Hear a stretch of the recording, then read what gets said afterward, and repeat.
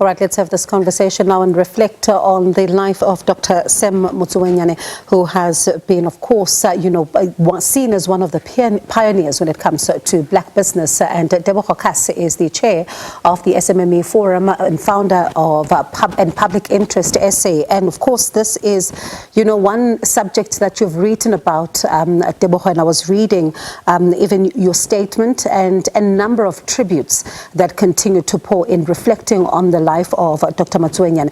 But one thing that, grabbed my attention was first how you describe him as a beacon of integrity and innovation, championing ethics, entrepreneurship, and social responsibility. Indeed, Bongiwe, and thanks for having me. Dr. Motsuenyane is one of a kind. His generation especially is the kind of generation that comes one in a lifetime. And the kind of people, including the political leadership that we had of Mandela, Sisulu, Sobukwe, and so forth, it's a pity that we don't seem to have imbibed sufficiently what they left or they taught us or tried to teach us. And especially when it comes to issues of ethics, integrity, but more importantly, ethical leadership. So his loss is a end of an era. Obviously, there may still be others of his generation still around with us, but it's an end of an era of people to whom we looked up to, including Dr. Motsuenyane, Dr. Maponya, Habakuk Shikwane, and so forth, who have fought the system against all odds to try and make it easier for black business to actually thrive and flourish in circumstances where black people are not even allowed to trade in certain areas or in regards to certain commodities. So it is very sad that if you look at the current business landscape, that there's a death of ethics, there's a death of integrity, where people is all about themselves. We no longer have people who are selfless, who are serving communities, not individuals who just say, what is in it for me? And Dr. Motsuenyane epitomizes the kind of ethical leadership, or rather even ethical citizenship, that we should all be aspiring for. And what then becomes, the road ahead if we are then looking at this, and as you say, it's an end of an era, and right now, what we are seeing as the characteristics of this current, dispensation, of course, not everyone, but we are seeing quite a lot of concerning, especially a dip as well when it comes to ethics. We need to take stock of ourselves and do a deep introspection in terms of what it is that we would like to see South Africa become, especially insofar as entrepreneurship is concerned. Because all you see now is everybody for himself, nobody, if you look at the kind of leadership that Dr. Motsuenyane had imbibed or tried to teach us, it is not only about yourself, but also the communities, especially the poor, disadvantaged communities. If you look at the kind of contributions that is made in other communities, not only Winterveld, where he lived and where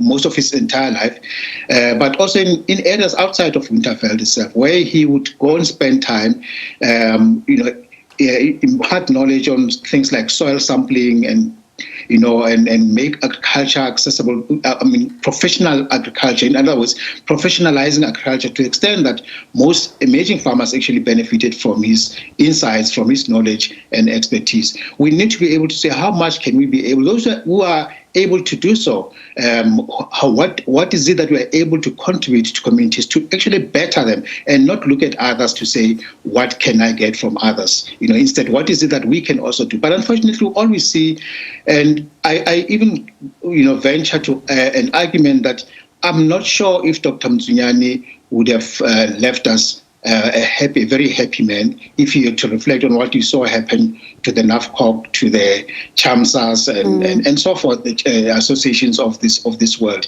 In some instances, he may have very well have been embarrassed by the kind of infightings that emerged after his stepping down from NAFCOC to see what actually became of NAFCOC.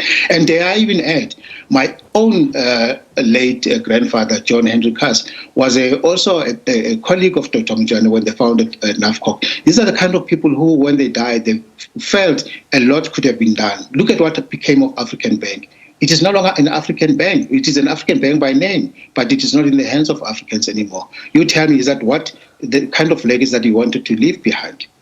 And what then becomes the best way to honor his legacy, especially when you think about, some of the projects, like, for example, the African Bank, and we know what his vision and his idea was for that particular bank. And as you say right now, it does look like it's no longer reflecting what he had intended and those many others. So then how does his legacy then begin to be honored by the country correctly?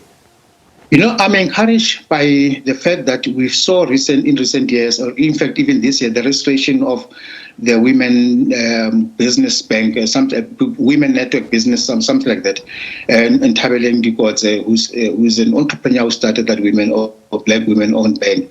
We are encouraged to see the emergence of that, and I'm also encouraged to have seen Ms. Dikotse also visiting with Dr. Motsuenyane to try and seek guidance and advice on how best, or what pitfalls to actually try and avoid, and how best to position the emerging women or Black women-owned bank. And for us, we can only wish for such a bank to actually succeed. And we know that it is not only about our economy is intertwined. In other words, this issue of saying black economy, there's no black economy without white economy, because we must just try and mainstream the economy, which is what Dr. Motsuenyane and the others of his ilk tried to do. So we're encouraged that we see such signs, but those are just a pittance. Those are just a drop in an ocean. We want to see more. We want to see more Black-owned banks, and not only Black-owned banks, but Black-owned industries or captains of industries. And it is disappointing still, dare I say, when you see the Black Industrialist program, with all the investments in it, we are still not even making a dent insofar as changing the ownership patterns of the economy. And you ask yourself, what is it that we need to do, especially now that we've got political power, and yet we're still lagging so far as economic power is concerned. All right, it does sound like a conversation, Teboho, that really must be had in depth, and especially if the road ahead is to be carved and charted in a way that is correct. But thank you so much for your time this evening. To appreciate it. That was Teboho Khaas, the founder of the SMME Forum, as well as the chair of Public Interest SA.